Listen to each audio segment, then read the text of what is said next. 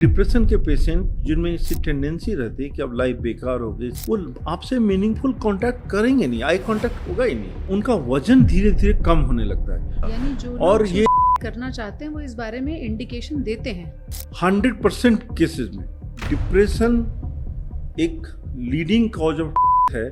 आजकल के बच्चों को मैं देखता हूँ, अगर उन्हें कोई प्रॉब्लम हो तो उनके साथ खड़े होने वाले ऑनलाइन फ्रेंड्स कोई नहीं होते। ये कैसे हो रहा है कि हम भीड़ भरे देश में अकेले हैं? ये डबल एज सोर्ड है। इंडिया में लगभग 1,40,000 लोग हर एक साल सुसाइड के कारण मरते हैं। How to die a painless, ये one of the most search keyword जो सर्च किए जाते थे गूगल पर। इससे क्राई फॉर हेल्प। जिनको भी डिप्रेशन होता है उस पर उनकी कोई गलती नहीं है। जो आसपास के लोग हैं, दोस्त हैं या घर वाले हैं, उनको क्या करना चाहिए और क्या नहीं करना चाहिए? सबसे ज़्यादा इम्पोर्टेंट है कि एक तो आपको सपोर्टिव होना पड़ेगा। घर वालों को बताया जाता है कि उसके सामने कोई क्रिटिकल कमेंट ना करे। डॉक्टर के पास तो पेशेंट जा रहा है 30 मिनट के लिए, 1 घंटे के लिए, बाकी 23 घंटा तो वो फैमिली के साथ गुजार रहा है। हम किसी से भी मिले, एक बार मुस्कुरा के मिलें तो ज़्यादा अच्छा है।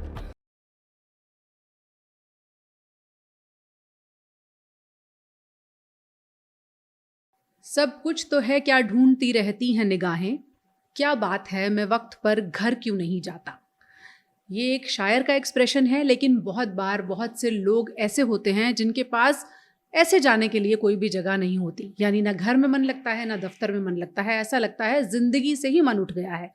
आज हम ऐसे लोगों की बात पॉजिटिवली करने की कोशिश करेंगे और कोशिश ये भी करेंगे कि ऐसे लोग जो अकेलेपन से जूझ रहे हैं और इन हालात तक पहुंच चुके हैं कि अब उन्हें लगता है कि ज़िंदगी ख़त्म करने के अलावा कोई रास्ता नहीं है, उन्हें और उनके आसपास वालों को ऐसे बहुत से रास्ते सुझाने की कोशिश करेंगे जिन पर चलकर ज़िंदगी को नए, बेहतरीन और खूबसूरत मोड़ देना संभव है। हमारे साथ आज डॉक्टर अरुण कुमार मिश्रा हैं, जो कि professor and head of psychiatry हैं, यूपीयूएमएस मेडिकल कॉलेज सैफई से जुड़े हुए हैं।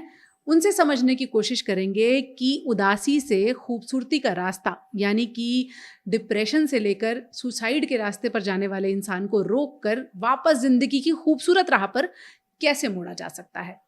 डॉक्टर साहब, कह तो हमने दिया है, लेकिन काम तो मुश्किल है। एक इंसान जो ये सोच चुका है कि अब उसके लिए ज़िंदगी ख़त्म हो चुकी है, क्या सबसे पहले तो क्या ये मुमकिन है कि उसे वापस पॉजिटिविटी की तरफ लाया जा सके? सर्वप्रथम तो मैं आपका आभारी हूँ कि आपने हमसे बात करने के लिए हमें यहाँ बुलाया जी। और आत्महत्या या सुसाइड जो करने वाले लोग होते हैं, उनको सोसाइटी के हर एक सेगमेंट के लोगों को या घर के लोगों को या परिवार के सदस्यों को या सोसाइटी इन जनरल या स्कूल टीचर्स या प्रोफेसर्स या हमारे ऑफिस में काम करने वाले सीनियर एग्जीक्यूटिव्स या वाइस प्रेसिडेंट्स, सब लोगों को इसके बारे में थोड़ा बहुत जानना चाहिए। बिकॉज इंडिया में आप जैसा कह रही हैं कि लोग अकेलेपन का शिकार होते हैं और उसके बाद सुसाइड की तरफ कदम उठाते हैं। इंडिया में लगभग 1,40,000 लोग हर एक साल कारण मरते हैं और ये इनमें से मैक्सिमम जो होते हैं ये 15 से 45 साल के होते हैं, जो इंडिया की अर्थव्यवस्था की रीढ़ हैं, या स्पाइन है, सेट हैं, जो बाद में अगर वो नहीं ऐसा करते तो बाद में चलकर वो ग्रेट लीडर बनते, डॉक्टर बनते, इंजीनियर बनते, यूपीएससी ऑफिसर्स बनते, अच्छे टीचर्स बनते, अच्छे नागरिक बनते, कुछ भी कहना कर सकते थे। बट कभी कभी एक बहुत छोटी सी चीज़, जैसे किसी का अगर एमबीबीएस में सिलेक्शन नहीं हुआ, किसी का आईआईटी में सिलेक्शन नहीं हुआ, किसी के साथ ऐसा हुआ, यंग लड़का है या यंग लड़की है, और कभी ऐसा हो गया कि रिलेशनशिप प्रॉब्लम्स, कुछ ब्रेकअप्स हो गए, तो उनको ऐसा लगता है कि जैसे ज़िंदगी अब कुछ बची ही नहीं। कुछ लोग ड्रग्स के शिकार हो जाते हैं, 15 से 20 साल की उम्र में पीयर प्रेशर में ड्रग्स लेने लगते हैं, और जैसे अल्कोहल या फिर आईवी ड्रग्स वगैरह लेने लगते हैं। ऐसे लोगों में सुसाइड करने के चांसेस बहुत ज़्यादा होते हैं। डिप्रेशन एक लीडिंग कॉज ऑफ डेथ है, जिससे सबको पता होना चाहिए कि इससे कैसे उबरा जाए। बिल्कुल, सोचिए डॉक्टर मिश्रा ने जो डेटा बताया, 1,40,000 लोग सिर्फ भारत में हर साल सुसाइड करते हैं। कितना बड़ा विरोधाभास है डॉक्टर साहब कि हम सबसे बड़े जनसंख्या वाले देश हैं, 150 करोड़ की आबादी है, उसके बावजूद लोग अकेले हैं। ये कैसे हो रहा है कि हम भीड़ भरे देश में अकेले हैं? देखिए, आजकल जब आप न्यू जनरेशन जेन एक्स, जो अपने आप को जेन एक्स, जेन वाई, जेन जेड जो भी बोलती है, या मैं तो अब करीब 60 साल का होने चला हूँ, तो मैं भी फेसबुक पर भी हूँ, मैं इंस्टा पर भी हूँ। बट आजकल के बच्चों को मैं देखता हूँ कि अगर उन्हें कोई प्रॉब्लम हो, कोई रियल वर्ल्ड प्रॉब्लम हो, और वो जैसे किसी हॉस्पिटल में उनको एडमिट होना पड़ गया, या उनके साथ कुछ सीरियस प्रॉब्लम हो गया, अचानक घर में किसी का डेथ हो गया, पिताजी की या माँ की, तो उनके साथ खड़े होने वाले ऑनलाइन फ्रेंड्स कोई नहीं होते। हमारे ज़माने में जब हम लोग यंग थे, कॉलेज में थे, तो हमारे ऑफलाइन ऑनलाइन का हमें पता ही नहीं था। हमारे साथ सिर्फ फ्रेंडशिप थी। जो हमारे दोस्त थे वो थे। हाँ, जब मैं थोड़ा सा इस बात से हट कर कहना चाहूँगा, अभी मैं 7-8 तारीख को हम 5 फ्रेंड्स 45 साल के बाद एक साथ 5-7 दिनों के लिए एक दिन गुजारने वाले हैं। क्या ये करंट जनरेशन बाद में बोल सकती है कि उसके एक कॉल पर कोई फ्रेंड नागपुर से आ जाएगा, या ऑस्ट्रेलिया से आ जाएगा, या हैदराबाद से आ जाएगा, या दिल्ली से आ जाएगा? ये कह पाना मुश्किल है। इसलिए जो लोनलीनेस की फीलिंग है वो इसलिए बढ़ी है कि लोग चैट में ऑनलाइन होते हैं, ऑनलाइन बहुत फ्रेंड्स होते हैं, बर्थडे में बहुत सारे विशेज होते हैं, बट एक्चुअल बर्थडे में कोई फ्रेंड रियल फ्लावर्स लेके आने वाला, या गिफ्ट आके देने वाला, या उनके साथ टाइम गुजारने वाला, या उनके साथ हंसकर एक आप 5-6 घंटे गुजारने वाला, सारा दिन गुजारने वाले, ऐसे दोस्त नहीं हैं। तो हम बहुत ऑनलाइन वाला संबंध हो गया है, और रियल संबंध जो है वो हमारे बहुत कम हो गए हैं। तो इसीलिए कभी कभी ऐसा होता है कि हॉस्पिटल में जब पेशेंट एडमिट होता है और हमें एक ब्लड डोनेशन की ज़रूरत होती है, तो जब हम कहते हैं कि ब्लड डोनेट करना है, इसको कोई एक यूनिट दे दो, हम दे रहे हैं, तो अचानक से जो 5-6 लोग भी साथ आ रहे होते हैं कट लेते हैं। तो हमें बहुत खराब लगता है। कितनी बड़ी बात डॉक्टर साहब कह रहे हैं।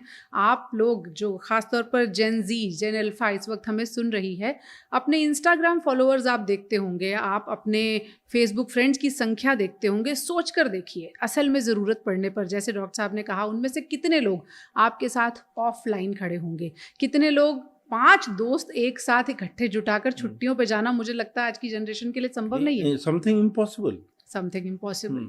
तो ये एक बहुत बड़ी बात है कि हम जिस दौर में अपनी ज़िंदगी बिता रहे हैं, जो लोग इंस्टाग्राम को, सोशल मीडिया को सब कुछ समझ रहे हैं, उनके लिए रियल ज़िंदगी से फिर सामना करना मुश्किल हो जाता है।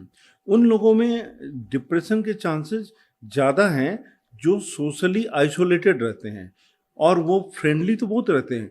अगर आप किसी का फेसबुक आप प्रोफाइल चेक करेंगे तो आपको उसमें जो पिक्चर्स मिलेंगी वो इतनी हैप्पीनेस वाली, सब ग्रैंड लोकेशंस वाली, और कोई भी उसमें रोता हुआ या उदास चेहरा नहीं मिलेगा, जबकि अंदर से वो खालीपन से भरे हुए होते हैं। आपको मालूम है कि इनके वाइफ हस्बैंड में तनाव चल रहा है, गुस्सा एक दूसरे के ऊपर आता है, मारपीट तक होती है, बट जब आप उनके प्रोफाइल चेक करेंगे तो आप हैरान रह जाएंगे कि उनकी जो है वो 5 स्टार की ज़िंदगी उसमें वो दिखाते हैं, जबकि उनकी रियल की जो लाइफ होती है वो जब हमें वो अपने बारे में बताते हैं, और हम हर एक पेशेंट को इंडिविजुअली पूरा टोटल आप कह सकते हैं कि उनको टोटल प्राइवेसी में जब इंटरव्यू करते हैं, तब वो हमारे सामने कभी फूट फूट कर रोते हैं, बहुत दुख के साथ कहते हैं कि सर आप जो मेरा प्रोफाइल देख रहे हो वो एक स्यूडो प्रोफाइल है, वो एक फैकेड है, जो कि रियल जो लाइफ है वो तो बहुत ही बेकार है। मेरी वाइफ के साथ बहुत खराब संबंध, यही ऐसा ही प्रोफाइल होता है, पोर्ट्रेयल बहुत सुंदर है। अगर मैं अपने पर्सनल जो मरीजों की बात करूं, और जिन लोगों को मैं जानता हूं, मरीजों के अलावा बहुत लोग हमें चाहते हैं कि आप हमें एक्स्ट्रा टाइम दें। जो वीआईपी होते हैं, जैसे कुछ जज होते हैं, जो या जैसे कोई फेमस लॉयर हो गया या कोई ब्यूरोक्रेट हो गया, वो लोग कभी भी ओपीडी में आकर दिखाना नहीं चाहते हैं, क्योंकि ये पता चलेगा कि इतने बड़े ओहदे पर होने के बावजूद भी इनको डिप्रेशन हो रहा है या सुसाइड जैसे मेथड आ रहे हैं या बात दिमाग में आ रही है या ये एंजाइटी के शिकार हो रहे हैं या एपिलेप्सी, तो वो उनको लगता है कि मैं तो एसएसपी हूँ, मैं तो डीआईजी हूँ, मैं तो कमिश्नर हूँ, मुझे ऐसा कैसे हो सकता है। बट ये बात ही ऐसी है कि सिजोफ्रेनिया 1% को हो सकता है, बाइपोलर डिसऑर्डर 1% को हो सकता है, डिप्रेशन करीब 10% मेल को, 15% 20% फीमेल को हो सकता है। मतलब हर एक 5 लड़कियों में से एक को लाइफ में कभी न कभी डिप्रेशन होगा, हर एक 10 में से एक मेन को कभी न कभी लाइफ टाइम में डिप्रेशन होगा। तो ये संख्या बहुत बड़ी है और साइकियाट्रिस्ट बहुत लिमिटेड हैं। Only 5000 psychiatrist to handle 140 crore of the real population. और वो अपनी बात जब बोलते हैं तब हमें पता चलता है कि वो वास्तव में कितने अकेले हैं। और उनका लीडरशिप का जो ये है कि मैं पुलिस का इतना बड़ा ऑफिसर, ब्यूरोक्रेट में इतनी चीफ सेक्रेटरी, बट एक्चुअली में वो बहुत लैक करते हैं एंड इंटीमेसी लैक करते हैं, वाइफ से रियल अच्छे रिलेशनशिप नहीं है, बच्चों ने छोड़ दिया है या बच्चे विदेश चले गए पढ़ने के लिए और यहाँ उनको लगता है कि अब कैसे जीवन बिताएं। आपने जो अभी बात कही उससे मुझे एक सवाल ये आया मन में कि आप जिस प्रोफाइल की बात कर रहे हैं उनके पास पैसों की तो कोई कमी नहीं है, तो इसका नहीं। मतलब ये है कि पैसे होने का सुसाइड करने से कोई लिंक नहीं है। नहीं मैडम, देखिए आपको मैं रियल डाटा देता हूँ कि बेस्ड ऑन मैं अब 35 साल से 93 से इस प्रोफेशन में हूँ और तब से लेकर लगातार मैं क्लिनिकली पेशेंट को देखता आया हूँ। मैंने कोई एडमिनिस्ट्रेटिव जॉब नहीं ली, लाइक मैं डीन नहीं बना, मैं कहीं रजिस्ट्रार नहीं बना, मैं कहीं वाइस चांसलरशिप के लिए नहीं गया। मैं लगातार अपने पेशेंट से जुड़ा रहा क्योंकि मुझे पेशेंट देखना अच्छा लगता है, उनको ठीक होते देखना अच्छा लगता है। जब वो कोई बड़ी बूढ़ी अम्मा मुझे आशीर्वाद देती है या कोई मेरे लिए फूल लेके आता है, कभी 1-8 किलो मिठाई लेके आता है, कभी अपने घर से सब्जी लेके चले आता है, अच्छा लगता है। क्योंकि वो एक टाइम में इतने कमज़ोर हो चुके होते हैं, उनको लगता है कि क्या है लाइफ में, सब कुछ बेकार है। क्योंकि पैसे भी हैं तो भी पैसे को वो कैसे यूज करें। 2 ही तो रोटी खानी है, दाल खानी है, 2 रोटी खाने हैं, दही खाना है और दिन में भी इतना ही खाना है, बस इतना। डिमांड तो बॉडी की इतनी है, बट एक्चुअली जो डिमांड है वो ब्रेन की जो डिमांड है वो टुगेदरनेस, लिविंग लाइफ हैप्पीली, और उनके साथ हैप्पी मोमेंट्स बिताने के लिए कोई भी नहीं है। अपनी प्रोफाइल उन्होंने इतनी ऊंची बना के रखी हुई, कोई उनसे मिलता जुलता नहीं। जबकि अगर आप गरीबों को देखेंगे, जैसे बिहार एक पिछड़ा हुआ राज्य माना जाता अभी भी, और वहाँ के जो सुसाइड के डाटा हैं वो बहुत ही कम है। वहाँ के जो लोग सुसाइड करते हैं वो वहाँ पर 1000 में डाटा आते हैं, बाकी राज्यों से 10s of thousands में आते हैं। विदर्भ जो महाराष्ट्र में है, जहाँ की पर कैपिटा इनकम बिहार से बहुत ज़्यादा है, बट वहाँ सुसाइड से बहुत लोग मरते हैं क्योंकि वो लोन इतना लेते हैं अपनी कपास की खेती के लिए कि लोन बैंक से उनको 2-2, 4-4 लाख, 10-10 लाख का लोन रहता है। लोन माफ़ी होती नहीं है। हर एक सरकार बोलती है कि लोन माफ़ कर देंगे, एक्चुअल माफ़ होता नहीं है और माफ़ी से 25 से 50 हज़ार के लोन की होती है। और जो संपन्न किसान हैं वो भी, चूँकि उनको कर्ज में जाना पड़ता है, वो इस तरह का रास्ता अपनाते हैं।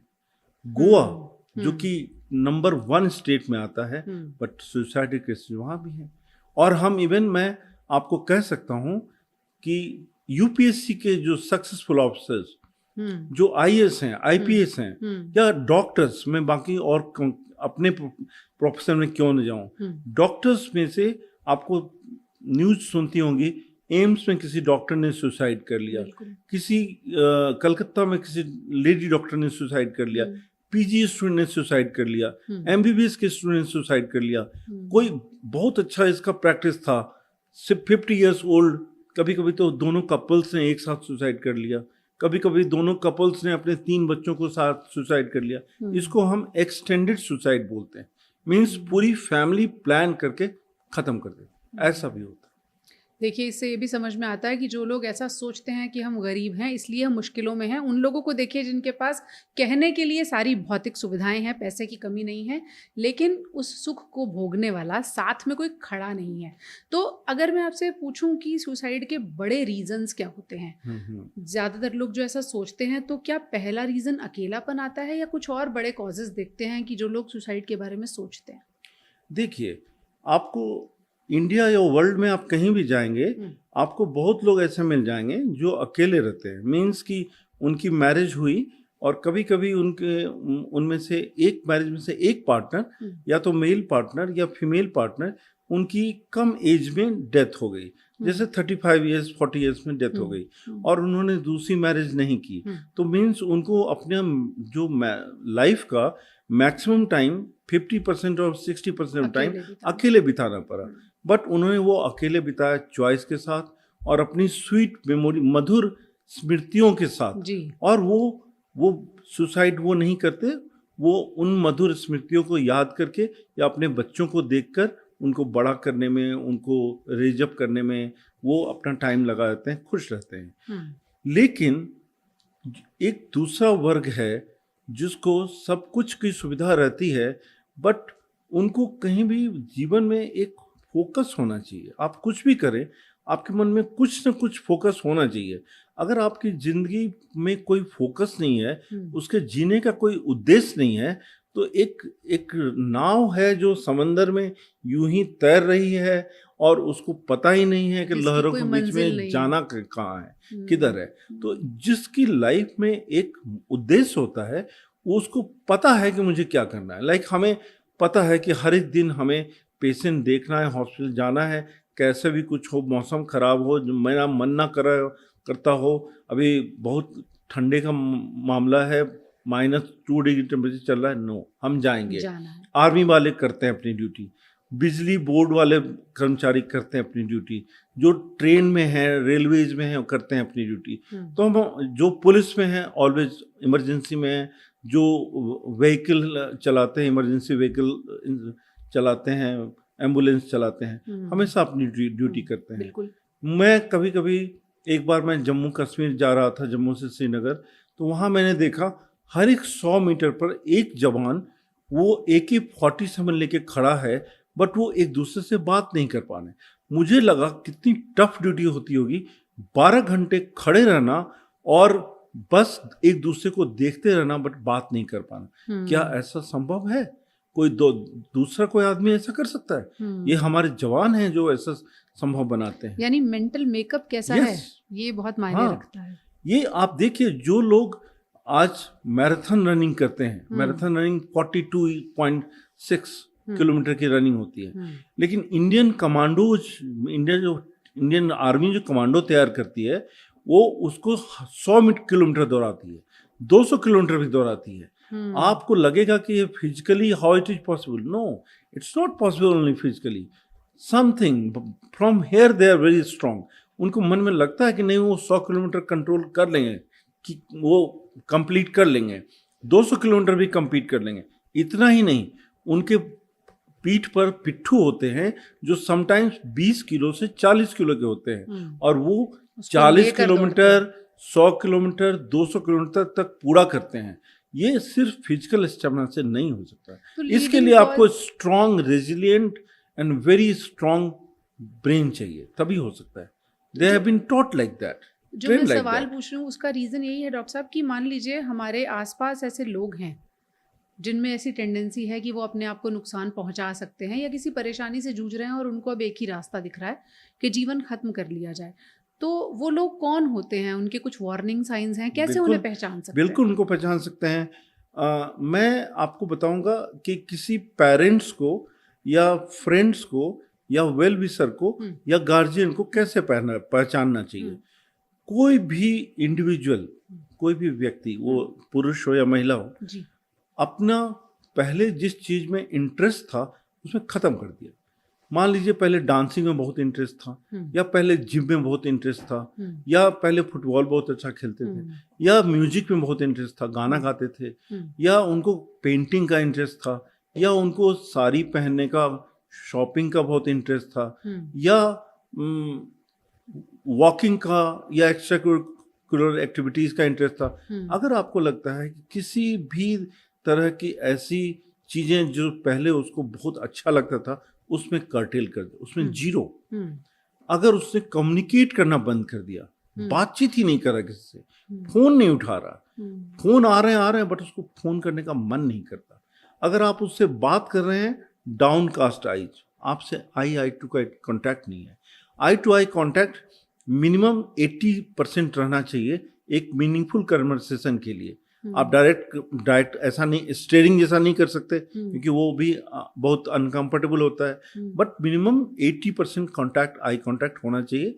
ये हम साइकोलॉजिस्ट, साइकियाट्रिस्ट समझते हैं। लेकिन डिप्रेशन के पेशेंट जिनमें इसकी टेंडेंसी रहती है कि अब लाइफ बेकार हो गई, सब कुछ खत्म हो गया, वो आपसे मीनिंगफुल कॉन्टैक्ट करेंगे नहीं, आई कॉन्टैक्ट होगा ही नहीं। ये हो सकता है कि अगर आपने कुछ ऐसी बात कह दी कि जो उनको लगे कि अंदर तक चुभ गई हो, तुम क्यों नहीं करते हो, पहले कैसे थे, आंखों के किनारे तुम्हारे गड्ढे हो गए हैं, या तुम्हारी स्किन पहले जैसी नहीं रही, तुम पहले केयर क्यों नहीं करते हो, बाल में शैम्पू क्यों नहीं किया, इस तरह से क्यों रहते हो, आंखों में आंसू आ जाते हैं उसके, क्योंकि वो अपने दर्द को बयान नहीं कर पाते, उनकी आंखों से आंसू खुद ब खुद आते हैं। आपने उनकी दुखती रग छेड़ दी। हाँ, क्योंकि आपने कहीं कुछ कहा जो उसको खराब लगा। उनका वजन धीरे धीरे कम होने लगता है, उनकी एपिटाइट धीरे धीरे घटने लगती है। तो जो आदमी पहले 4 रोटी खाता था, अब वो 1 रोटी पर आ गया, 2 रोटी पर आ गया। पहले जिसका मान लीजिए कमर 34-36 इंच का था, वो घट कर 32 पर आ गई। पहले जिसका ब्रेस्ट या चेस्ट साइज जो आप मान लीजिए 38 था, 36 था, घट करके 32 पर आ गया। आपका बॉडी वेट का जो रिडक्शन है, if it is more than 10% in 1 month, it is considered significant body weight। ठीक है, एक हम कैलकुलेट करते हैं body mass index. Body mass index 19 से 25 के बीच में होना चाहिए। अगर किसी का बॉडी मास इंडेक्स 19 से कम है तो उसको मिस यूनिवर्स का ताज होने के बाद भी उससे छीन लिया जाता है, क्योंकि अगर 19 से कम की होगी तो पूरी वर्ल्ड को वो क्या संदेश देगी कि तुम इतने थिन हो जाओ कि तुमको, इसलिए एनोरेक्सिया नर्वोसा जैसे पेशेंट को हम लोग कभी भी ताज नहीं देते, उनका 19 to 25 के बीच में होना चाहिए। ये अलग से कैलकुलेशन होता है, और ये बहुत सिंपल कैलकुलेशन है कि आपकी जितना वेट है उसको डिवाइड कर देंगे, आपके जितनी हाइट है, मान लीजिए आपकी हाइट 1.5 मीटर है, तो 1.5 इंटू 1.5 और ऊपर में आपका बॉडी वेट आएगा मान लीजिए 75। तो वो जब आप करेंगे तो उसमें वो आना चाहिए 19 से 25 के बीच में। आजकल थोड़ा और रिस्ट्रिक्ट कर दिया किसी किसी कंट्री में कि 23 होना चाहिए, क्योंकि उनको लगता है 25 अगर होंगे तो डायबिटीज वगैरह की टेंडेंसी, हाइपरटेंशन, ओबेसिटी के चांसेस ज़्यादा हो सकते हैं। तो उसके अलावा पेशेंट्स जो होते हैं वो कभी कभी ऐसी चीज़ें करने लगते हैं जैसे अपना विल लिखना स्टार्ट कर देते हैं कि मेरी जाने के बाद मेरी प्रॉपर्टी किस किस को क्या करना। वो अपना बैंक अकाउंट क्लोज करने लगते हैं, वो अपनी सारी जो बैंक में अकाउंट है वो निकाल करके अपने किसी बेटे को, बेटी को या वाइफ को देने लगते हैं कि लो इनको संभाल के रख लेना। या वो कुछ ऐसा साइन देते हैं कि अब जैसे मैं बहुत कम दिन का मेहमान हूँ, ओपनली, कभी कभी ओपनली बोलते हैं कि अब इस बार मैं बच नहीं सकता, क्योंकि उनको लगता है कि ये डिप्रेशन ऐसा है कि जिसमें मुझे कोई डॉक्टर ठीक नहीं कर सकता। यानी जो लोग सुसाइड करना चाहते हैं वो इस बारे में इंडिकेशन देते हैं 100% केसेस में, ऑलमोस्ट 100% केसेस में, और 80 to 90% केसेस में घर वाले उन्हें पहचान सकते हैं इन सब चीज़ों से। और रेस्ट अगर उनको लगता है, थोड़ा भी डाउट है, आप उनको लेके साइकियाट्रिस्ट के पास जाइए या क्लिनिकल साइकोलॉजिस्ट के पास जाइए, वो कंफर्म कर देंगे कि ऐसा होता है या नहीं। क्योंकि डिप्रेशन के लिए, डिप्रेशन सबसे लीडिंग कॉज है डेथ, सुसाइड करने का। अच्छा। डिप्रेशन का या बाइपोलर डिसऑर्डर या सिजोफ्रेनिया का एक क्वेश्चनर होता है, वो करीब उसमें 28-30 क्वेश्चन होते हैं। वो उसमें यस नो करके लिखना होता है। क्या आपको कुछ रुचि आजकल लगती है, क्या खेलना अच्छा लगता है, क्या बात करना अच्छा लगता है, क्या आपकी नींद कम हो रही है, क्या आपको ऐसा लगता है कि आपकी लाइफ में कुछ नहीं रह गया? इस तरह के क्वेश्चन रहते हैं। और इस क्वेश्चन में एक अगर किसी का स्कोर जैसे मान लीजिए 25 से ज़्यादा आ रहा है सीवियर, किसी का स्कोर अगर 14 से 21 आ रहा है मॉडरेट, किसी का लेवल अगर 10 से 15 के बीच में है माइल्ड, अगर लेस देन 10 है तो दैट इज ए नॉर्मल। ये मैंने आपको एक समझाया, एक तरीका। लेकिन बाकी जो साइकोलॉजिस्ट होते हैं उनके पास बाकी भी बहुत तरह की जांचें होती है, बट ये एक ऐसा तरीका है जो एक आम इंसान जिसके पास इंटरनेट हो वो आराम से कर सकता है। हम इसको हैमिल्टन रेटिंग स्केल कहते हैं फॉर डिप्रेशन। ये ऑनलाइन अवेलेबल है और फ्री है, इसके लिए कोई चार्ज नहीं लगता है। और हम लोग जिस पेशेंट में भी हमें डाउट होता है और हमने अगर बच्चों को सिखाना होता है, इंटर्न्स को या साइकोलॉजिस्ट को, हम बोलते हैं इसका करो तुम, इसमें निकलेगा, क्योंकि मैंने देख लिया है कि इसमें फाइंडिंग है। और आपको एक चीज और बता दूं, हम किसी से भी मिलें वो चाहे जैसा भी हो, हम एक बार मुस्कुरा के मिलें तो ज्यादा अच्छा है। क्योंकि अगर आप मुस्कुराते हैं ना तो सामने बैठे वाले को लगता है कि मेरे में क्या ऐसा देख लिया इन्होंने कि डॉक्टर साहब ने मुस्कुरा दिया, या उनको पता नहीं कि मैं डॉक्टर साहब हूँ। मान लीजिए मैं भीड़ का हिस्सा हूँ, चल रहा हूँ, मैंने इनको देखा और इनको देख के मैंने जस्ट एक स्माइल कर दी, और स्माइल कर दी तो जो पर्सन जिसने डिसाइड कर लिया कि मैं अब तो आत्महत्या कर लूँगा या करने जा रहा हूँ, उसको लगेगा मेरे में ऐसी आखिर क्या बात है कि किसी ने जो मुझे जानता नहीं मेरे पे स्माइल किया। इसका मतलब हो सकता है मेरे में कुछ कहीं पॉजिटिविटी होगी, उनको मेरे में कुछ ऐसा लगा होगा तो उसने स्माइल किया। इसलिए आप जब भी किसी से मिले, please bear smiling face. You are in Lucknow, please smile. So that should be something. आप लखनऊ में हैं। बहरहाल डॉक्टर साहब ने जो सिम्टम्स बताए हैं वो बहुत सिग्निफिकेंट हैं, बहुत इंपॉर्टेंट हैं। टेस्ट भी बताया है, इससे मुझे थोड़ा सा डिटोर लेती हूँ। एक शेर याद आ रहा है गुलजार साहब का, दिन कुछ ऐसे गुजारता है कोई जैसे एहसान उतारता है कोई, आईना देख कर तसल्ली हुई हमको इस घर में जानता है कोई। अकेले रहने वाले डिप्रेशन के शिकार लोगों को अक्सर ऐसे ही थॉट्स आते हैं कि उन्हें लगता है इस भरी पूरी दुनिया में वो अकेले हैं। अब जो आपने सिम्टम्स बताए डॉक्टर मिश्रा, उनसे हमने पहचान तो लिया, फिर आपने कहा साइकेट्रिस्ट या साइकोलॉजिस्ट के पास लेकर जाएं। बहुत बार लोग तैयार नहीं होते इसके लिए। उससे पहले जो आसपास के लोग हैं, दोस्त हैं या घर वाले हैं, उनको क्या करना चाहिए और क्या नहीं करना चाहिए? देखिए, सबसे पहले तो क्या है कि जिनको भी डिप्रेशन होता है उस पर उनकी कोई गलती नहीं है। डिप्रेशन होता है, हमारे ब्रेन में कुछ न्यूरोट्रांसमीटर होते हैं या कुछ केमिकल्स होते हैं, जैसे उनका नाम नॉरएपिनेफ्रिन या सेरोटोनिन या डोपामिन, ये मैं कुछ केमिकल्स के नाम ले रहा हूँ। इस पर हमारा कोई कंट्रोल नहीं होता। किसी में ये नॉर्मल होता है, किसी में कम होता है, किसी में ज़्यादा होता है। जिसमें ज़्यादा होता है उनमें साइकोसिस होने के लक्षण होते हैं, मतलब वो उन्माद या पागलपन की स्थिति में जा सकते हैं। उनको हाथ पैर बांधना तक पड़ सकता है या किसी भी तरह से इंजेक्शन लगा के सुलाना पड़ सकता है। वो इतना ज़्यादा वायलेंट हो जाते हैं।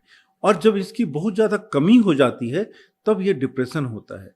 तो डिप्रेशन को हम दो तरीकों में बांटते हैं। एक इंडोजिनस, जिसमें कि कहीं कोई बाहर का कोई फैक्टर नहीं होता, और एक होता है एक्सोजीनस। एक्सोजीनस में बाहर का फैक्टर होता है। जैसे एक 12 साल का लड़का है और उसने अपनी माँ को खो दिया, बहुत अटैच था, या कोई एक लड़की है जिसके अभी हाल में शादी हुई और वो उसका हस्बैंड फौजी था और श्रीनगर में आतंकवादियों से बदला लेते हुए कुछ हो गया, उसको खत्म हो गई। तो उसको लगता है अब सारी जिंदगी मुझे अकेले काटनी है, क्योंकि उसके गर्भ में उसका बच्चा पल रहा होता है जो 2 महीने के बाद डिलीवर होना होता है। अब उसके बाद पता नहीं उसकी लाइफ में कोई दूसरा उससे शादी करेगा नहीं करेगा, बच्चे को अपनाएगा नहीं अपनाएगा। तो कभी कभी रीजंस होते हैं, जैसे किसी से आपने बहुत कर्ज ले लिया, बैंक से आपने कर्ज ले लिया, हालात, इन्वायरमेंट। तो अगर निगेटिव इन्वायरमेंट है कि किसी ने यूपीएससी का 6 टाइम दिया, नहीं हुआ और अब उसकी एज ही खत्म हो गई, उसमें उसको लग सकता है कि कहाँ आप मैं आईएएस था और कहाँ मैं पीसीएस में भी सेलेक्ट नहीं हो पा रहा हूँ। ठीक है, किसी के लिए ये हो सकता है कि सडन बहुत पर्सनल लॉस हो, जैसे कि बाइक पर 2-4 लोग जा रहे हैं, ग्रुप में जा रहे हैं, 2-2 बाइक हैं, 4 लोग जा रहे हैं और बाइक का एक्सीडेंट हो गया। उसमें से एक बच गया और एक मर गया। जो बच गया वो वेंटिलेटर पर था, बट फिर भी वो बच गया। उसको डॉक्टरों ने बचा लिया। तो उसको एक सर्वाइवर्स गिल्ट होता है, उसको बड़ा गिल्टी फील करता है कि आखिर मैं बचा ही क्यों, मैं भी उसमें क्यों न मर गया। मेरे साथ जो मेरा फ्रेंड था वो तो चला गया। और ऐसे लोगों को पोस्ट ट्रॉमेटिक डिसऑर्डर होता है, जो वो ट्रॉमा कभी भूलते नहीं। बार बार वो चीज़ें बार बार याद आती हैं और उनके रोंगटे खड़े हो जाते हैं, धड़कन तेज हो जाती है, हाथ पैरों में कंपन होती है, एंजाइटी सिम्टम्स होते हैं। तो इस तरह के लोग जो इस तरह की प्रॉब्लम से जूझ रहे हैं, उनके साथ जैसे आपने कहा डिप्रेशन में उसकी कोई गलती नहीं है। हाँ, अब आसपास वालों को क्या करना चाहिए? आसपास वालों को देखिए, आपको सबसे ज़्यादा इम्पोर्टेंट है कि एक तो आपको सपोर्टिव होना पड़ेगा। वो कोलैप्स कर रहा है, धीरे धीरे कोलैप्स कर रहा है, आपको क्या करना है, आपको उससे सपोर्टिव बनना है, आपको उससे पॉजिटिविटी की तरफ ले जाना है। ठीक है, वो उसका मन नहीं करेगा करने का, बट आपको ख्याल रखना है। आप ट्राई कीजिए कि वो कुछ करे। जैसे मान लीजिए बहुत अच्छा पेंटिंग करता है, आप उसको पेंट ब्रश ला के दीजिए कि वो करेगा, बोलेगा कि मेरा मन नहीं करता। कुछ नहीं, तुम इस पे मुझे ना कुछ हल्का से बना दो, पूरा पेंटिंग मत करो, 2-4 ब्रश लगा दो। ठीक है, अगर किसी को हॉर्टिकल्चर का बड़ा शौक है, आप उसको बागवानी में ले जाइए, सारे पौधों को पानी मत दो, कम से कम 2-4 को ही दे दो। ठीक है, अगर वो म्यूजिक का बहुत शौकीन है, उसको गाना सुनवाइए। अगर वो गाना बोलता है कि बंद कर दो, नहीं, फिर भी मैं साथ बैठी हूँ, तुम्हारे साथ बैठी हूँ, मुझे ही सुनने दो। शायद म्यूजिक का नेगेटिव इफेक्ट हो ही नहीं सकता। सबसे पहले तो ऐसे इंसान को उस हालात से ड्रैग करके बाहर निकालना, 2 पौधों में पानी डलवाना एक बहुत बड़ा टास्क है। क्योंकि वो उस समय उसके बदन में इतनी जान नहीं होती कि वो उठ के बाथरूम तक जा सके, या उठ के गिलास पानी ले सके, या अपने लिए चाय बना सके। उसको सब कुछ जो लगता है एक हरकुलियन टास्क जैसा लगता है। बट आपको उसको धीरे धीरे करके मोबिलाइज करना है। और पहली बात की जगह, अगर आप जान गए हैं कि उसको सीवियर लेवल का डिप्रेशन है, तब तो उसको आप किसी भी तरह से डॉक्टर पास ले जाइए। क्योंकि एक डॉक्टर जितनी मदद कर सकता है, उतनी मदद उसकी कोई नहीं कर सकता है। और हमें अगर क्विक रिकवरी चाहिए, फॉर एग्जाम्पल एक लड़की है और उसने एमफिल कर रखा है और उसका नेट का रिजल्ट आना है, आ भी गया, उसने नेट पास कर लिया, उसकी अगले 15 दिन के अंदर मैरिज होनी है, और अचानक से उसमें डिप्रेशन के सिम्टम्स आ गए, और अब हमें उसे बहुत क्विकली ठीक करना है। 2 हफ्ते का टाइम है हमारे पास। तो हमारे पास एक ऐसा हथियार है कि जो हम उसको इलेक्ट्रोकन्वल्सिव थेरेपी बोलते हैं। उसमें क्या करते हैं, हम ब्रेन के दोनों तरफ 2 इलेक्ट्रोड्स लेते हैं, जैसे कान में आपके लगा हुआ है, और इसे दोनों इलेक्ट्रोड्स लगाते हैं, और ब्रेन में एक हल्की सी करंट, बहुत मेजर्ड बहुत लो फ्रीक्वेंसी की करंट हम उसमें लगाते हैं। और पेशेंट और ये रामबाण की तरह काम करता है। जो दवाइयाँ होगी, दवाइयों का असर होने में कम से कम 2 से 4 हफ्ते लगेंगे, लेकिन जब अगर आप किसी को ECT देते हैं, उसका असर 2 से 3 दिन के अंदर ही आपको पता चल जाएगा। और यूजुअली हम अल्टरनेट डे में देते हैं, एक दिन छोड़, जैसे मंडे हुआ, फिर वेडनेसडे हुआ, फिर फ्राइडे हुआ, फिर संडे हुआ। और जब 4-5 के बाद जब पेशेंट में रिकवरेंस होने लगता है, तब हम वो गैप बढ़ा करके 4 दिन कर देते हैं, 5 दिन कर देते हैं, और टोटल 6 to 7 के बाद हम स्टॉप कर देते हैं। बाय दैट टाइम दवाइयाँ अपना काम करने लगती हैं। घर वाले लगातार सपोर्टिव होते हैं। घर वालों को बताया जाता है कि उसके सामने कोई क्रिटिकल कमेंट ना करें। IAS में फिर से फेल कर गए, UPSC में फिर तुम्हारा नहीं हुआ, ये भी ब्रेकअप तुम्हारा हो गया, तुम लड़कियों को संभाल नहीं सकते, तुमसे ऐसा लड़के भी नहीं संभलते, आखिर तुम लाइफ में करोगी क्या, तुमसे घर भी नहीं संभलता, तुम कुछ काम नहीं करती, तुम्हारा क्या होगा, तुमने तो अपना वजन बढ़ा रखा है। बॉडी शेमिंग करते हैं, नहीं करना चाहिए। क्योंकि आप जिस चश्मे से उसको देख रहे हो ना, वो अगर वो चश्मा निगेटिविटी से भरा हुआ है तो वो बहुत ज़्यादा फील करेगी या करेगा। तो हम लोग बोलते हैं एक्सप्रेस्ड इमोशंस जो होती है, उसमें reactivity, negative reactivity, criticism, expressed emotions, ये आप निगेटिव मत रखो, हम्म, पॉजिटिव रखो। बिल्कुल। क्योंकि डॉक्टर के पास तो पेशेंट जा रहा है 30 मिनट के लिए, 1 घंटे के लिए, बाकी 23 घंटा तो वो फैमिली के साथ गुजार रहा है, फ्रेंड्स के साथ गुजार रहा है। और अगर ये किसी को हॉस्टल में हो जाता है तो हम लोग इमीडिएटली घर वालों को अलर्ट करके और बुला लेते हैं और दवाइयों के साथ उसको छोड़ देते घर हैं, भेजते घर में छोड़ देते हैं। अगर हमें लगता है कि ईसीटी के बाद छोड़ेंगे तो घर वालों को 1 हफ्ते के लिए रोक लेते हैं, ईसीटी का एक कोर्स हो जाता है, देन दे गो बैक। तो सबसे पहली जो इम्पॉर्टेंट बात डॉक्टर मिश्रा ने बताई कि ऐसे लोगों का परिवार के बीच में, लोगों के बीच में होना सबसे पहले बहुत ज़रूरी है, और वो एनवायरनमेंट पॉजिटिव हो, ये भी बहुत ज़रूरी है। लेकिन अब एक ऐसी दुनिया है जिसमें लोग मदद ढूंढ रहे हैं। वो दुनिया है चैट जीपीटी की दुनिया, ओपन एआई की दुनिया, यानी कि जो डिजिटल दुनिया है उसमें भी लोग अपने मन की बातों को शेयर करके सोच रहे हैं कि जो बात हम किसी से डिस्कस नहीं कर सकते उसका जवाब हमें ओपन एआई दे दे। और हाल ही में यूएस में एक ऐसा केस आया है जिसमें एक लड़के ने ओपन एआई की मदद ली, चैट जीपीटी से अपने मन की बातें कहीं, और फाइनली उस लड़के ने अनफॉर्चुनेटली सुसाइड किया। उसके माता पिता ने अब एक लॉ सूट फाइल किया है कि चैट जीपीटी उसकी आत्महत्या के लिए जिम्मेदार है। डॉक्टर साहब, ये इंटरनेट की दुनिया में अपने सवालों के, मन की गुत्थियों के जवाब ढूंढना कितना सही है? देखिए, आपने जो कहा चैट जीपीटी हमारे लिए तो बहुत ही नया है, क्योंकि इसका इस्तेमाल पिछले कुछ 1-2 सालों में ज़्यादा हुआ है। जी। और उससे पहले भी इंटरनेट पर ये सवाल ढूंढा जाता था, how to die a painless death by suicide. ये one of the most search options थे, Google जो आपको कीवर्ड जो सर्च किए जाते थे गूगल पर। तो लोग हमेशा ये इसके बारे में सोचते रहते हैं, करते रहते हैं कि अगर उनके मन में कहीं ऐसा है तो क्या ऐसा करें। और आप कभी कभी पढ़ती होंगी कि किसी ने अपना वीडियो बना लिया और सुसाइड करते हुए वीडियो बनाया और उसको अपनी वाइफ को भेजा, वाइफ के साथ स्ट्रेन रिलेशनशिप था और उसकी वाइफ को भेजा। ऐसे कुछ पॉपुलर केसेस ऐसे केसेस आते हैं, हम पेपर में अधिकतर बार देखते हैं। और कभी कभी वो इंटरनेट पे डायरेक्टली रिलीज हो जाते हैं, I am committing suicide. And वो ऐसा क्यों करते हैं लोग डॉक्टर साहब? वो ऐसा इसलिए करते हैं कि उन्हें ये दिखाना होता है कि जो मैं कर रहा हूँ वो सिर्फ मेरे तक ना रहे, दुनिया को पता चल जाए कि कॉज क्या है।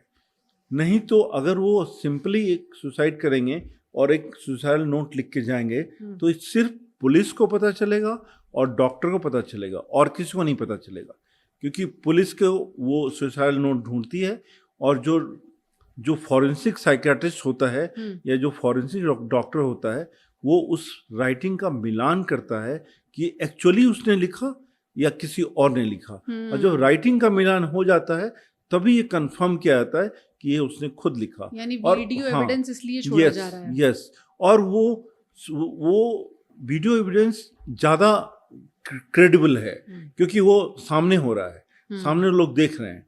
और सुसाइड नोट जब लिखते हैं तब उसमें यूजुअली ये लिखते हैं कि अल्टीमेटली हु इज रिस्पॉन्सिबल। तो उसमें कभी कभी ये लिखते हैं कि किसी को जिम्मेदार न ठहराया जाए, या माई वाइफ इज रिस्पॉन्सिबल, या माई हस्बैंड इज रिस्पॉन्सिबल, या my kids who did not understand me they are responsible. वो किसी न किसी को बोल के जाते हैं, या कभी कभी ये बोल के जाते हैं कि ये कारण तो ये है लेकिन मैं नहीं चाहती हूँ कि कोर्ट को एक्शन ले या पुलिस को एक्शन ले, मैं चाहती हूँ इनको दोबारा जीवन मिले, अपने आप को सुधार लें, शराब ना पिएं, किसी दूसरी लड़की को तंग ना करें, मारपीट ना करें, अपने बच्चों से मारपीट ना करें। वो क्योंकि उसे लगता है कि उसने अपने हस्बैंड को समझाने की जितनी कोशिशें की वो काफ़ी नहीं रही, थक गई, हार गई, चली गई। काश वो डॉक्टर के पास चली जाती। डॉक्टर्स क्या करते हैं डॉक्टर साहब? ऐसा कोई पेशेंट आया जिसको मदद की ज़रूरत है तो डॉक्टर्स का वहाँ क्या रोल होता है?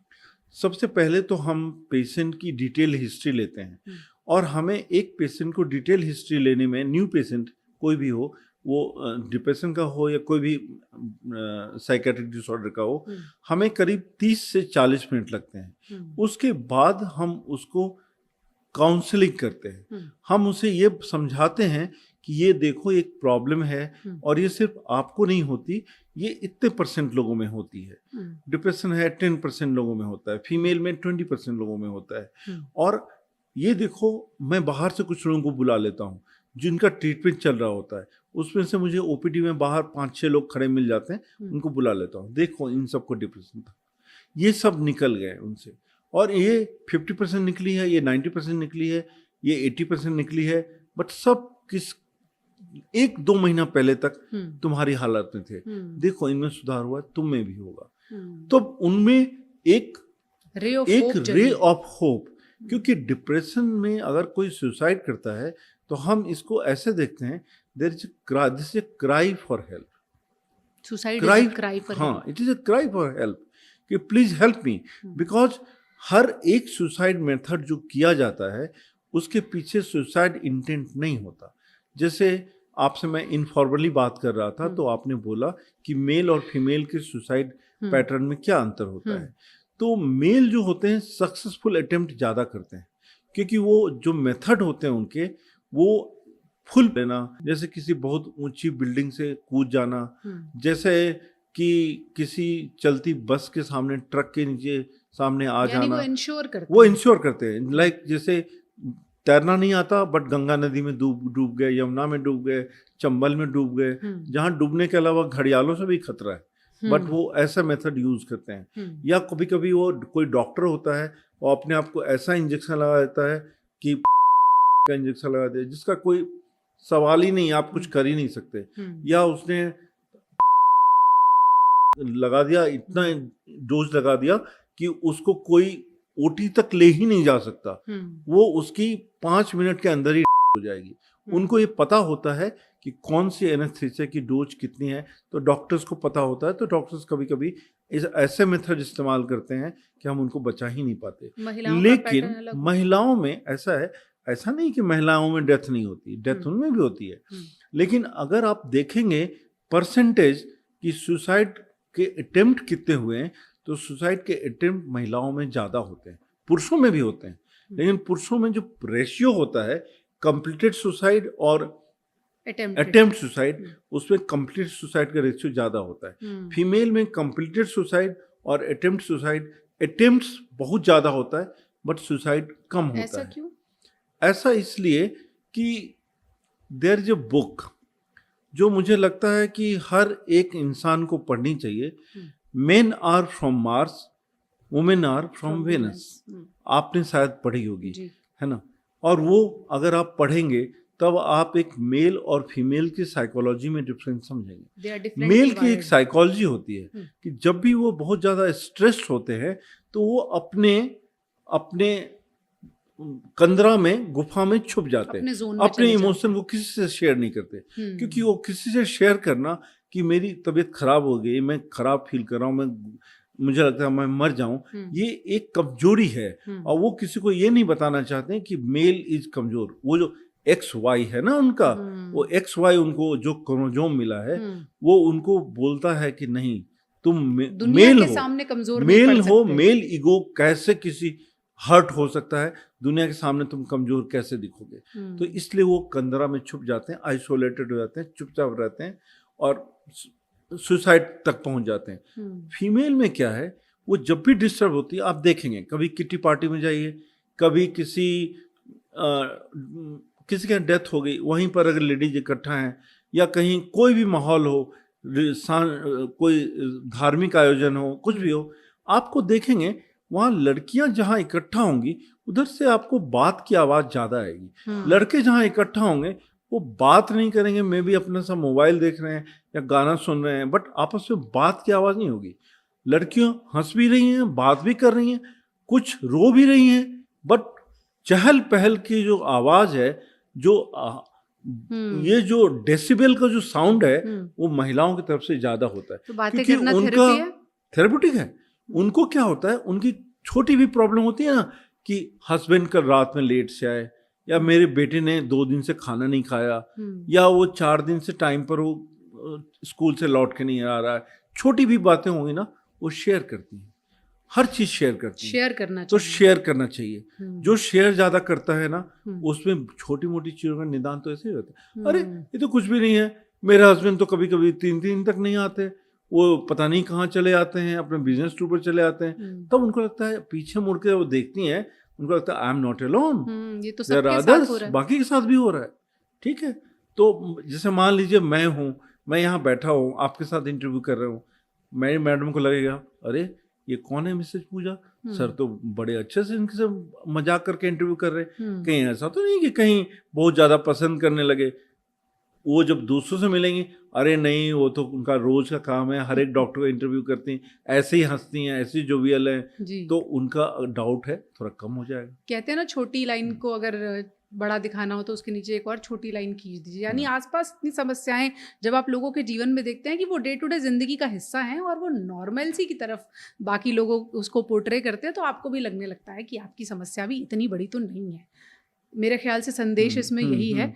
और चैट जीपीटी का मैं भूल जी, गया, मैं अब आपसे इट इज ए पूछना भूल गई। Double edge sword. हम्म। आजकल की जो जिंदगी है उसमें इंटरनेट बहुत जल्दी लोगों की जिंदगी में आ जाता है। मैं देखता हूँ कि 2 साल के 3 साल के बच्चे भी स्क्रॉल करते रहते हैं, और उनकी मम्मी, उनको लगता है कि खाना खिलाने के लिए वो कुछ कुछ दिखाते रहती हैं। तो बच्चे बहुत जल्दी, उनका एक्सपोजर इतना हो जाता है कि by the time they reach their teens they are expose to porns. और पोर्नोग्राफिक मटेरियल देखने के बाद और क्या उसको स्टिमुलेट कर सकता है? कुछ नहीं। और उनको लगता है कि अब इससे ज़्यादा और क्या ऐसी चीज़ हो जो मुझे स्टिमुलेट कर सकती है। तो फिर वो सब चैट जीपीटी में और कुछ ढूंढते हैं कि और क्या हो सकता है, because that is the ultimate. और ये डबल एज सोर्ड है। जिसको इंफॉर्मेशन चाहिए, फॉर एग्जाम्पल मुझे एमडी साइकेट्री का कोर्स मटेरियल चाहिए कि हमें खोलना है, हमें क्या क्या चाहिए उसमें, हम उसमें लिख देंगे MD psychiatry syllabus university world और इंडिया, तो हमें सब कुछ दे देगा, वो निकाल के दे देगा। ये तो है एक मीनिंगफुल यूज। लेकिन दूसरा पक्ष भी है, जो डार्क पहलू ये है कि उसमें लोग वो देखते हैं कि how to die by which means, जिससे कि पता नहीं चले। कभी कभी उनको लगता है कि कुछ खाने में कुछ ऐसा मिल जाए कि हमारा स्लो पॉइजनिंग हो जाए, हमें पता ही ना चले। कभी कभी बच्चे उस तरफ भी चले आते हैं, उनको लगता है कि किसी को पता ही नहीं चलेगा। और कभी कभी एक सब्सटेंस है जो कि अगर खाने में मिला के किसी को दे दिया जाए, स्लोली वो जहर फैलता है, आदमी मर जाता है। और आप उसको डिटेक्ट करने के लिए इंडिया में कोई लैब है ही नहीं, वो यूएसए में लैब में जाना पड़ता है। तो यहाँ की फॉरेंसिक साइकियाट्री या फॉरेंसिक डॉक्टर्स उसको पता ही नहीं कर पाएंगे टॉक्सिकोलॉजी रिपोर्ट में हुआ क्या, और उसने धीरे धीरे अपने आप को मार लिया। और ये सारी जानकारी इंटरनेट पर है, सारी जानकारी इंटरनेट। इसलिए डबल एज सोर्ड, दो धारी तलवार है वो चैट जीपीटी, जिससे आप अपने मन के सवालों के जवाब ढूंढ रहे हैं। किसी ने कहा है, अंदर का शोर अच्छा है, थोड़ा दबा रहे, बेहतर यही है आदमी कुछ बोलता रहे। जो डॉक्टर मिश्रा ने कहा, शेयर कीजिए, अपने आसपास वालों से बात कीजिए।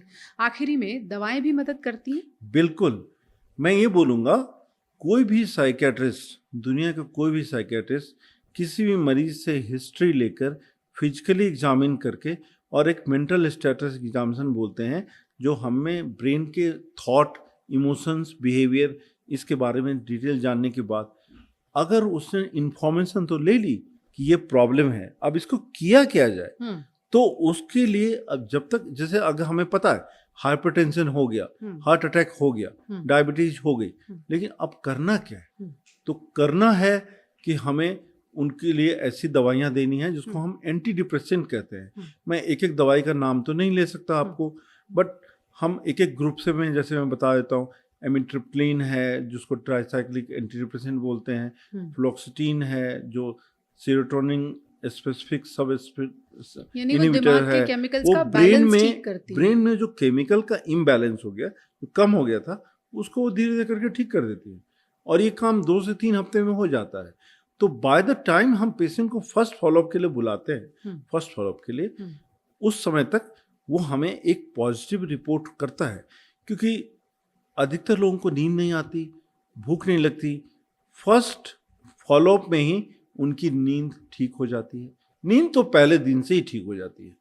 उनको भूख लगने लगती है, उनको काम में इंटरेस्ट जगने लगता है, उनको लगने लगता है कि शायद मैं अगर एक और अटेम्प्ट लाऊं तो मेडिकल पास कर जाऊंगी।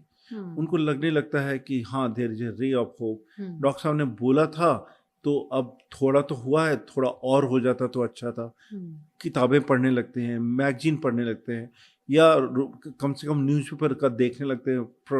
तो ये सब आपको जो साइंस हैं, ये उनके इम्प्रूवमेंट के साइन है। और अगर पहले 2 हफ्ते 4 हफ्ते में इम्प्रूवमेंट हो गया तो ये तो निश्चित है कि उसमें सुधार होगा। प्लस एक बात मैं कहना चाहूँगा, मैं डिप्रेशन के हर एक पेशेंट में ये ट्राई करता हूँ कि वो मेरे सामने एक बार मुस्कुरा दे या हंस दे। और अगर मैंने वो हासिल कर लिया, फिर तो मैं आधी जंग तो वहीं जीत चुका। और मैं अपने 90% पेशेंट में पेशेंट को हंसा देता हूँ।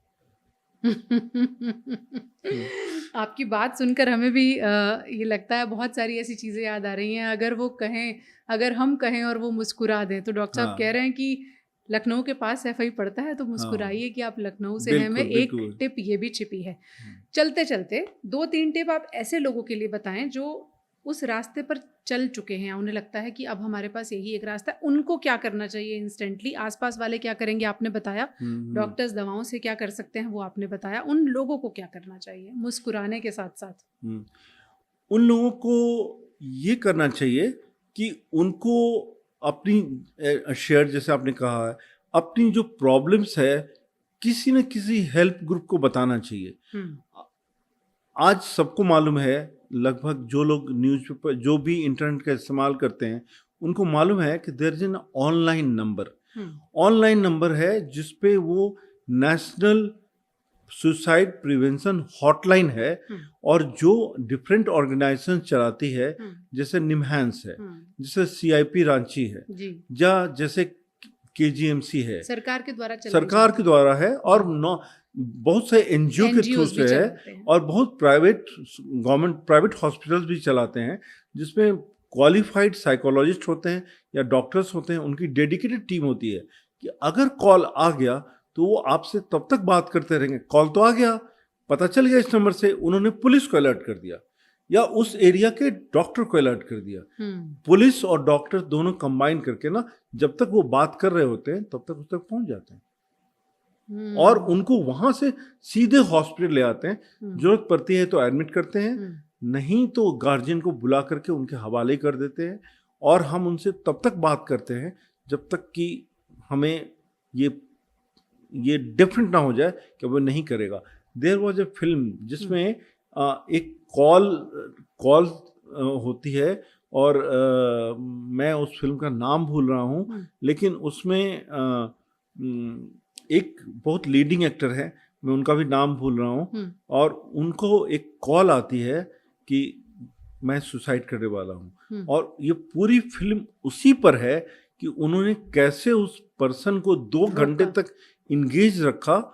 और उसके बाद अगर आप, शायद मैं नाम लिख, अगर मैंने नहीं देखी, बट एनीवे आप वो देखेंगे ना तो आपको पता चल जाएगा कि पूरी वो फिल्म जो है वो सुसाइडल आइडिया पर, और कैसे कॉप ने, एक कॉप था, ही वाज ए कॉप, उसको एक जैसे 112 पर एक डायल एक नंबर मिला, और उसने बोला कि मैं तो सुसाइड कर रहा हूँ, this is the last day of my life, and he just casually उससे बात करता रहा, उधर उसको अलर्ट कर दिया, SP को अलर्ट कर दिया, डॉक्टर को अलर्ट कर दिया, इमरजेंसी को अलर्ट कर दिया, and he was taken to the hospital, he was provided necessary treatment, and he was into the ward for a few days, and after that he was into the back in the society. So this is how the helplines maintain. ये तो हुआ helpline पर phone करना, और कोई 2-3 आदतें जो ऐसे लोग अपनाएं तो उन्हें कुछ मदद मिल सकती है? एक्सरसाइज एक बहुत बड़ा एंटी डिप्रेसेंट है। एक्सरसाइज से क्या होता है, आपके बॉडी में इंडोर्फिन रिलीज होता है। इंडोर्फिन होता है इंडोजीनस मॉर्फिन। मॉर्फिन जो होता है एक इंजेक्शन है, सब्सटेंस है, जिसको लेने से 3 चीजें होती है। आप सो जाते हैं, आपको पेन नहीं होता है, और आपको किसी तरह का, मतलब एक बहुत अजीब सी फीलिंग होती है, अजीब सी नहीं, मतलब आपको लगता है कि आप क्लाउड 9 पर हो, यूफोरिक फीलिंग होती है। हम्म, तो अगर आपके पास कुछ ऐसी चीजें हो कि जिससे आपको दर्द ही ना हो, आप बड़े आराम से 8-9 घंटे सो जाएं और आपको यूफोरिक लगे कि मैं दुनिया में मेरे से अच्छा तो कोई हो ही नहीं सकता, अगर ऐसा सब्सटेंस मिल जाए, वो मिलता है एक्सरसाइज। और एक्सरसाइज हमारा वन ऑफ द बेस्ट ये है। और इसके अलावा आप कम्युनिकेट करें। आप कुछ नहीं तो घर से बाहर निकलो, आप 10 मिनट के लिए, 20 मिनट के लिए बाहर निकलो, कोई तो मिलेगा, कोई तो सुनेगा, किसी को आप अपने दिल की बात बताओ, कोई ना कोई तो होगा जो आपकी दुख को समझेगा, आपके बारे में बात करेगा, आपके बारे में समझेगा। तो कम्युनिकेशन, एक्सरसाइज एंड उनकी जो कुछ भी वो हॉबीज हैं, हॉबीज में से कुछ पर ये करना। बट मेजर रोल ये होता है कि जो लोग आसपास होते हैं ना, वो कितना आइडेंटिफाई कर पाए। जितनी जल्दी आइडेंटिफाई करेंगे, जितनी जल्दी रेफरल होगा, उतनी जल्दी हम उनको हेल्प कर पाएं। बिल्कुल। चलते चलते मैं ये बता दूं कि कभी कभी किसी को डिप्रेशन जो होता है वो लंबा होता है, 3 साल का, 4 साल का, 5 साल का। अच्छा। कैसे जाते हैं हमारे पास जो हस्बैंड के डेथ के बाद 10 साल तक डिप्रेस्ड हैं, वो उनको मन से निकाल नहीं पाई, और ऐसे ही बोला जैसे एक्सीडेंट हो गया, उनके सामने हो गया, वो बच गई और उनको उनके हस्बैंड चले गए, सर्वाइवर गिल्ट हो गया जी। और वो डिप्रेशन बहुत लंबे, क्योंकि वहाँ एक कॉज था, there was an accident, post traumatic stress disorder वो भी डेवलप कर गई जी। और ऐसे भी पेशेंट जिसमें कि इतना लंबा हिस्ट्री होता है, still there is a chance कि देयर इज अ चांस नहीं, there is a definite chance कि अगर उनका ट्रीटमेंट किया जाए, दोनों मेथड से हम ट्रीटमेंट करते हैं, दवाइयों से और दवाइयों के अलावा एक्स्ट्रा फार्माकोलॉजिकल मेथड जिसमें क्लिनिकल साइकोलॉजिस्ट का मेन रोल होता है। वो बिहेवियर थेरेपी करते हैं, वो सोशल थेरेपी करते हैं, इंटरपर्सन थेरेपी करते हैं, उसमें कोई दवा नहीं लिखी जाती है, बट साइकोलॉजिस्ट के साथ उनका सेशन होता है, काउंसलिंग सेशन होता है। और आजकल स्कूल में हर एक CBSE के स्कूल में काउंसलर का रहना मस्ट है। और काउंसलर क्या करते हैं, बच्चों में जो डिप्रेशन के साइन होते हैं पिकअप करते हैं। सब्सटेंस अब्यूज की, कोई अल्कोहल स्टार्ट कर दिया, सिगरेट स्मोकिंग स्टार्ट कर दिया, उनको पिक करते हैं, क्योंकि सबसे इम्पोर्टेंट जो ग्रुप होता है ना, जो इस तरह के सब्सटेंसेस लेते हैं, उसमें से 30% पेशेंट जो होते हैं सुसाइड अटेम्प्ट करते हैं। बहुत लोग ऐसे होते हैं, सब्सटेंस अब्यूज हाँ, सब्सटेंस अब्यूज का लीडिंग कॉज, उसमें डेथ का लीडिंग कॉज ये। उसके अलावा कुछ लोग ऐसे होते हैं जिनको लगता है कि मैं मोटी हूँ, वो दुबली होती हैं बट उनको लगता है मोटी हैं। उनका अगर BMI करें तो 15-16 आएगा, लेकिन फिर भी उनको बॉडी इमेज को लेकर डिस्टर्बेंस होती है, वो कम खाते हैं और वो बड़े प्रोन होते हैं वो कि उनमें डेथ 30% में होती है। 30% बहुत बड़ा नंबर है। 10 पेशेंट आप देख रहे हैं, उसमें से 3 का डेथ हो जाएगा बिकॉज ऑफ द कॉम्प्लिकेशंस। ठीक है, तो आप ये सब चीजें, उनमें डिप्रेशन का चांसेस भी बहुत ज्यादा होता है। जो इस तरह की लड़कियां होती हैं, गांव में नहीं मिलती हैं इस तरह की लड़कियां, ये टाउन में है, ये बिग टाउन में, बिग सिटीज में, क्योंकि उनको लगता है कि सुंदर दिखना है तो आप बिल्कुल ही अपनी कमर को 16, 14, 18, 20 इससे ज्यादा नहीं होने देना है। तो ये एक हमारे हीरोइंस जो हो रहे, वो इन्फ्लुएंस कर रही हैं और वो साइज जीरो की तरफ उनको ले जा रही हैं। और ये एक नेगेटिव है। मतलब अगर कोई उस पर चला जाता है तो कहीं ना कहीं he is more prone to, he और सी, ही तो नहीं होता क्योंकि ये फीमेल में होता है, तो she is more prone to depression. ठीक है, ये एक और आपने चलते चलते एक और इंडिकेशन दिया कि किस तरह के लोग हो सकते हैं। अगर डॉक्टर साहब ने जो टिप्स बताए हैं उनको हम समेट कर लब्बो लुआब उसका बताएं तो एंडोर्फिन्स जो कि एक्सरसाइज से रिलीज होते हैं, मॉर्फिन इजीली नहीं मिलता है, लेकिन एंडोर्फिन से रिलीज होने वाला जो हार्मोन है वो आपको डिप्रेशन से और अकेलेपन से, उदासी से, ऐसे तभी सभी थॉट से निकालने में मदद करेगा। एक्सरसाइज से जो फायदे आपको मिलेंगे वो तो मिलेंगे ही। चलते चलते फिर एक शेर पे ख़त्म करते हैं, मुस्कुरा कर मिला करो हमसे, कुछ कहा और सुना करो हमसे। किसी ने ये शेर लिखा है, वही डॉक्टर साहब ने कहा कि मुस्कुराने की कोशिश कीजिए, आपकी बहुत सारी समस्याओं का हल हो जाएगा। और उसके अलावा कहने सुनने की जहाँ तक बात है, तो जहाँ ज़रूरत हो वहाँ मदद के बारे में बात करने के लिए किसी साइकेट्रिस्ट की या साइकोलॉजिस्ट की हेल्प लेने में आपको हिचकिचाना नहीं चाहिए, क्योंकि आपको ज़िंदगी की बेहतरीन और खूबसूरत राह पर आगे बढ़ने में इन रास्तों से मदद मिल सकती है। बहुत बहुत शुक्रिया डॉक्टर साहब। Thank you. Thank you.